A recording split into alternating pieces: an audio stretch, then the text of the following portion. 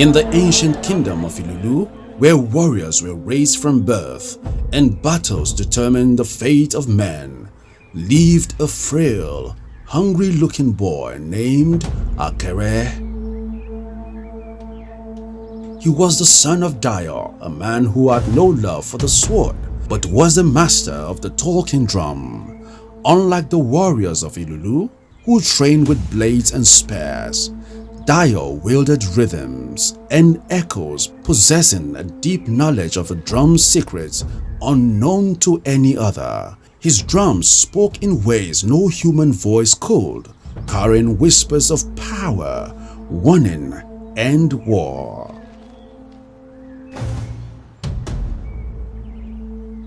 As age crept upon him, Dio entrusted his life's legacy to his son, passing down the sacred rhythms of the talking drum. The strength of the sound is in the strength of your heart, he told Akere.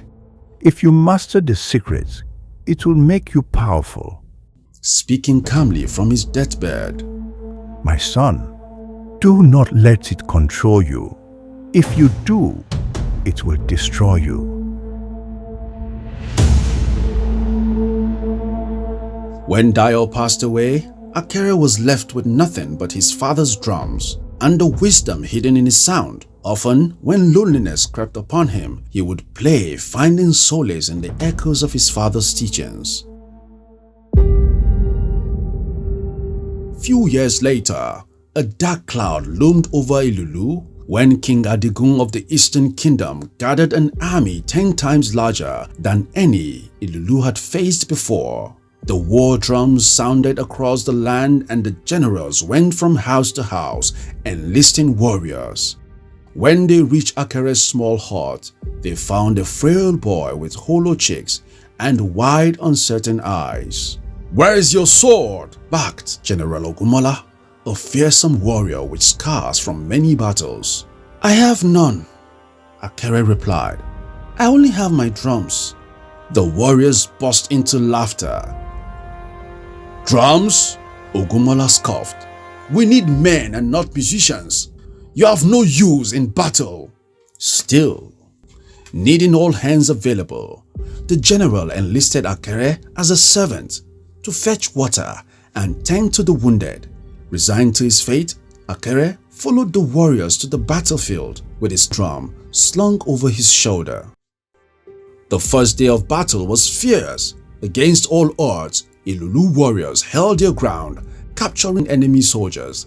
But on the second day, the first line of defense was broken and fear swept through the camp.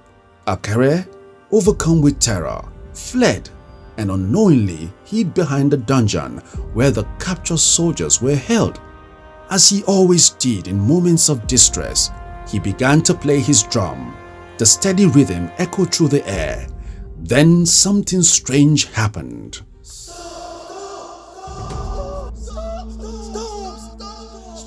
The prisoners screamed.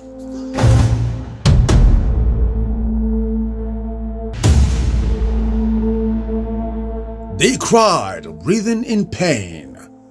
Startled, Akere ceased playing. The screams subsided. He struck the drum again, and once more the prisoners shrieked, clutching at their bodies as though struck by unseen weapons. Trembling, Akere stepped into the dungeon. Why do you scream when I play?" he asked. One prisoner gasped. When you play, we feel the swords and arrows piercing us," another stated. "We see the sounds taking shape and attacking us like warriors in sin." Akere's heart pounded. He had uncovered the hidden power his father spoke of. He ran from the dungeon, knowing he had stumbled upon Ilulu's greatest weapon. Not long after, words of the mysterious drum reached King Aye of Ilulu. Skeptical but desperate, he summoned Akere to the palace. "Boy," the king said, "I have heard strange things. Can your drum truly strike without a blade?" "Yes, my king," Akere replied with newfound confidence. My drum can bring us victory, your majesty. The warriors in the court scoffed. Ogunmola, ever the skeptic, spat. Ilulu is a kingdom of warriors. You insult us by claiming a drum can win battles? Know your place, boy, or lose your head. The king silenced him with a wave of his hand. Prove it, he said. Bring me the prisoners. The moment the captured soldiers saw Akere, they cried out, No! No! Do not let him play! Please, don't let him play! Ignoring their pleas, the king commanded Akere to strike his drum. As soon as the sound rippled through the air, the prisoners collapsed, some convulsing, others falling unconscious. A heavy silence fell over the court. Then King Aye rose from his throne. Prepare for war, he declared. Akere will lead the charge. On the third day, the armies gathered. Ilulu's warriors stood at the ready. At the front of their ranks stood Akere, dressed in his father's traditional drum attire. His knees shook. His heart pounded, but he remembered Daya's words. The strength of the sound is in the strength of your heart. King Adigun beheld the sight of a scrawny boy with a drum and laughed. His army joined in, roaring with laughter at the absurdity. Akere closed his eyes. He lifted his hands and played. At first, there was nothing. Then the sound grew. It swelled, rising into a thunderous rhythm, rolling like waves of the sea. Then the laughter died in Adigun's throat. His warriors clutched their heads, then their chests, screaming in agony. They staggered back, struck by invisible blows. Some collapsed and their eyes rolling back in terror.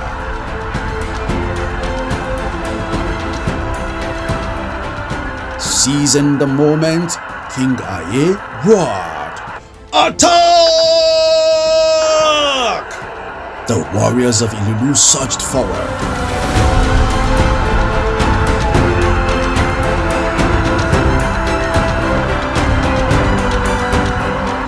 Weakened and disoriented, Adigun's army stood no chance.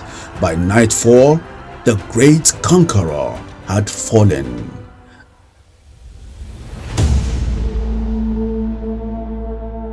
Ilulu stood victorious.